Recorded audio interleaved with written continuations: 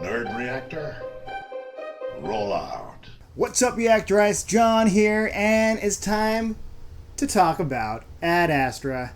This film stars Brad Pitt, and it's directed by James Gray. This is a science fiction space film, and pretty much the premise is Brad Pitt's character, he goes out into space to try to contact his dad, who's been MIA, or who's been presumed dead. But it turns out there's a message with him.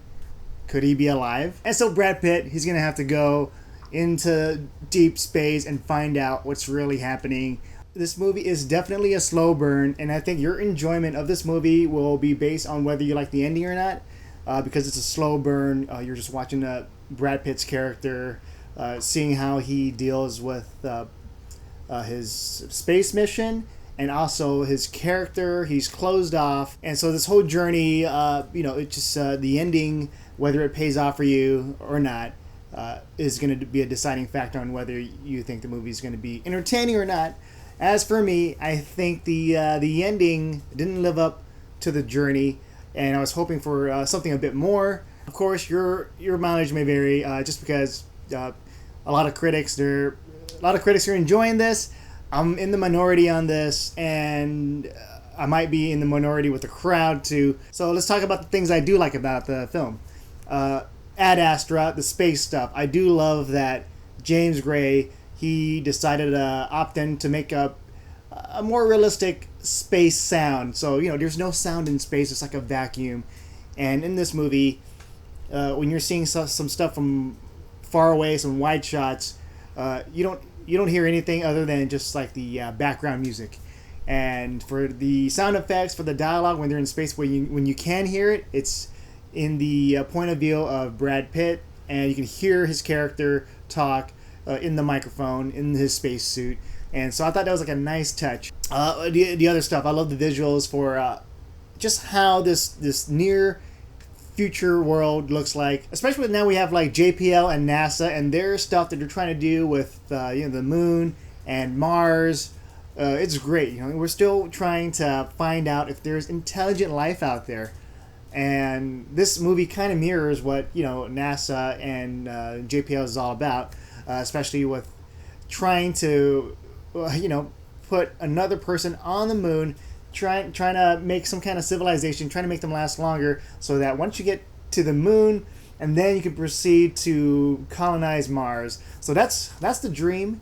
And in this movie, the dream is a reality. So we have a moon base, a base on the moon. It looks really cool. And if you play games like Mass Effect, you're like, oh man, this is it. We're there. And they treat like these places where you travel. Of course, you got to be rich to travel from the Earth to the moon. And let's say you want to get like a blanket and all that when you're on a shuttle, it's going to cost easily over $100. Once you're in the moon base, it's very, very futuristic, and this place, there are pirates there. They can attack. Just kind of like, it reminds me of back then when people was voyaging into the open sea, and then there would be pirates there, just hiding out and trying to loot them. So it's just for something valuable. And so I do like that aspect of this movie.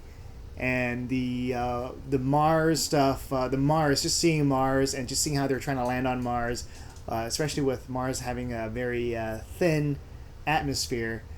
So that was a really nice touch with the journey that they have. Of course, something's going to be wrong with either the characters or making wrong choices or mechanical failure. You got to create some kind of excitement somehow. And so, the screening I was at, this was like a special screening where NASA, members from NASA, they were there. And so I was able to like ask them, if they enjoyed the movie. So they told me they enjoyed it. And a part of me was like, I wonder if they're just saying that just because they didn't want to say that it was bad or not. But I know that, deep down there would be a lot of NASA scientists, engineers, and all that. When they would watch a science fiction movie, space movie, they would be like, oh, that's not supposed to happen, or that's not how it is. But for these members, they enjoy movies. They're not very nitpicky on certain aspects of the space stuff. And so, it's It's a movie that whether you can suspend your disbelief or not, especially if you're very knowledgeable. So for these type of movies, ignorance is bliss. And okay, so now for the things, my gripes, it's Brad Pitt, his character, he's very closed off, and we can see that with his relationship with Liv Tyler, her character, and he's emotionally detached. He's just kind of in his own world, and this is him almost throughout the whole movie, and it's just a journey about how his quest to find his dad, will it make him change into a better person, or will he remain the same? And for me, I felt like the other characters, supporting characters surrounding Brad Pitt, where I feel detached too because of how he closed himself off. So I can't really relate, or I can't really be or feel engaged with his character, just because I'm not interested. So I feel like Liv Tyler's character, where I'm like, okay, you're gonna act this way, I'm out of here, I'm gonna check out. And that's kind of how I feel with his performance here. Like, I feel like I'm checking out throughout the whole thing. I love Brad Pitt, but just this role, it's not my favorite of his. But yeah, there is a message about whether you've been closed out for so long, whether you can find it in yourself to change, especially with the world, the changes happening around you. So pretty much the story, the premise, something bad happened, and the government thinks that Brad Pitt's dad, Tommy Lee Jones, he's behind it. McBride, he's on a quest, and there's like clips and all that where he's just trying to reach out to his dad. It's like, hey, it's me. I still care about you, and at the heart of this movie is still a story about a son trying to find his dad. For me, the third act, I didn't think it paid off, just because I felt like all this setup just for something like this, and I didn't feel anything. So what was the point of it all? And I know what the message, what they're trying to say is.